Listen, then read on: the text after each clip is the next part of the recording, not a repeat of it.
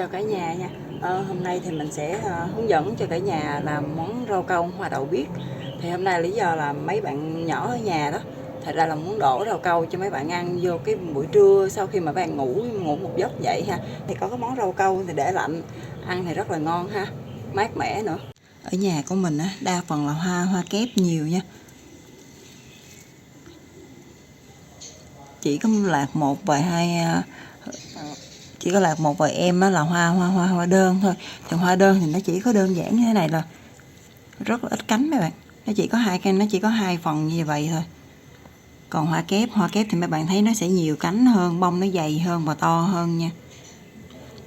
Về cái màu sắc thì không khác nhau đâu, chỉ khác về cái số lượng cánh hoa thôi. Cái nguyên liệu thì để mình đổ cái rau câu hoa đậu biếc thì cũng rất là đơn giản mấy bạn ha. Thì đây gồm có là rau câu agar ha, mình đổ gói nhỏ thôi, chỉ có 25g thôi. Thì 25g bột rau câu này thì mấy bạn đổ chỉ còn khoảng 1,6 1,7 lít nước là vừa ha. Nhưng mà trong hướng dẫn sử dụng thì tới là 2,5 lít, mà bạn đổ đúng 2,5 lít thì nó sẽ rất là mềm. Cái đây mình đổ chỉ có hồi nãy mình lường nước chỉ có 1,7 lít nước thôi. Với lại chắc cũng khoảng gần nửa ký đường. Còn đây là nguyên liệu của mình ha, thì gồm có lá dứa là mục đích chủ yếu là để cho cái mùi rau câu nó thơm hơn xíu ha. Rồi thành phần chính của mình là có hoa đậu biếc ở nhà hái cho nên tươi ha, mình sử dụng hoa tươi chứ mình không có sử dụng hoa khô. Và mình muốn đây trên đó béo một chút á, thì là mình làm thêm nước dừa, thì xen kẽ hai lớp, là một lớp nước dừa và một lớp hoa đậu biếc, thì nó sẽ tạo ra cái màu vừa trắng, là một lớp trắng và một lớp tím thì rất là đẹp bạn ha. Còn đây là ly cà phê sữa của mình nha, nói chung là cũng hơi ghiền cà phê sữa một tí. Khi đợi cái bột agar của mình nó tan đều á thì mình chăm cái hoa đậu biếc cho nó ra màu nha mấy bạn. Nhớ là cái này là mình sử dụng cho hình như chắc là hồi nãy khoảng 20 bông á, nhưng mà chế ít nước thôi. Tại vì khi mà bạn chế nhiều nước quá, một hồi nó mình hòa chung với cái bột rau câu thì nó sẽ bị loãng, rau câu nó bị mềm hơn nha. Quậy nhẹ đều tay nha mấy bạn.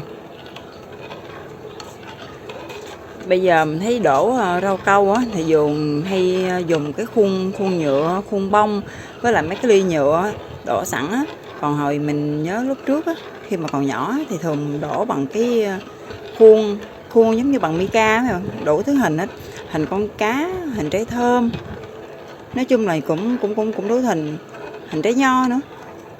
Nhớ cái lúc nhỏ mấy bạn, thường thì đồ ăn vặt không có nhiều đâu.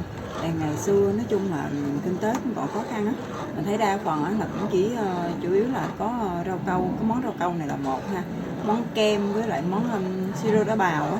Thường thì hồi xưa chỉ có như đó thôi, với lại món kẹo kéo nữa.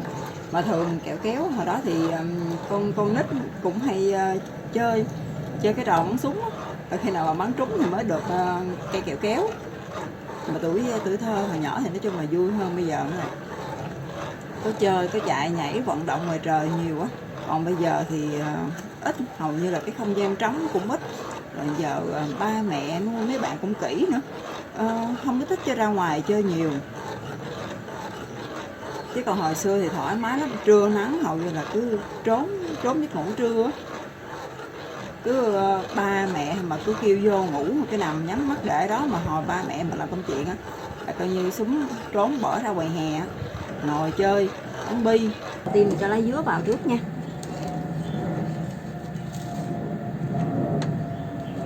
Cái lá dứa này mục đích là để cho thơm thôi, chứ không có cũng được, không có cũng được các bạn. Rồi tiếp tục mình cho đường vào nhé, quậy đến khi đường tan là được nha. Tại vì rau câu mình là nó đã tan rồi, bây giờ mình chỉ còn quậy cho đường tan nữa, hỗn hợp nó đều là được. Sau khi hỗn hợp mình đã tan đều rồi ha, đường và lá dứa cũng thơm rồi ha, bây giờ bắt đầu mình đổ vào khuôn nha. Rau câu của mình sau khi mà hỗn hợp nó đã đều rồi thì khi bạn bắt đầu đổ vào khuôn á thì nhớ là để nhỏ lửa lại nha, không để lửa lớn nữa nha bạn. Đây mình múc ra chén rồi ha. Bây giờ bắt đầu mình sẽ đổ cái màu hoa đậu biếc vào nha.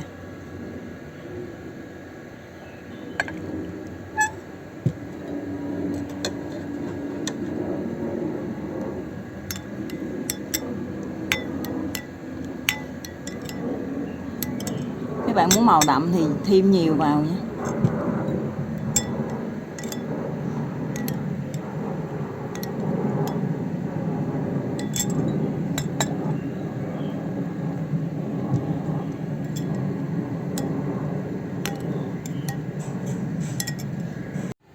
Đổ vào khuôn nha. Ở đây thì nói chung mình thích mấy cái đồ nhỏ nhỏ, hầu như cái khuôn của mình cũng nhỏ, không có được to lắm mấy bạn.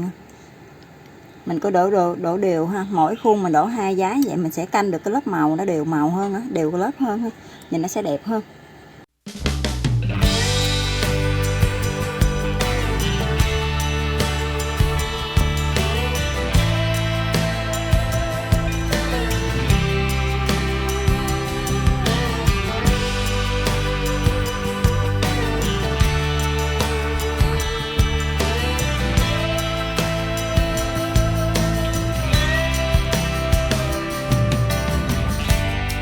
Rồi bây giờ việc của mình là chỉ cần ngồi và chờ cái rau câu của mình nó đông lại, mình bỏ tủ lạnh ra vậy thưởng thức là được nha.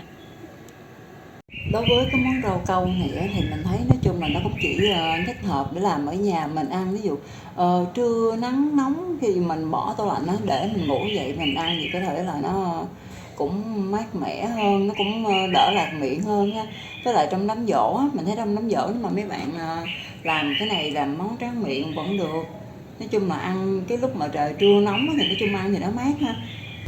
Mấy bạn xem mà cảm thấy mình ví dụ có chắc là có lẽ là hơi bụng xíu làm không khéo á thì chắc không đúng, thì tại vì là cơ bản là mình không giỏi nấu ăn mà cơ bản là chỉ là thích làm thôi, mình thích làm về đồ ngọt tráng miệng hoặc là nước cuốn này kia nọ cho nên là mình làm thôi, chứ còn nếu mà thực sự mà nói về khả năng nấu ăn của mình đó thì không có được khéo lắm đâu.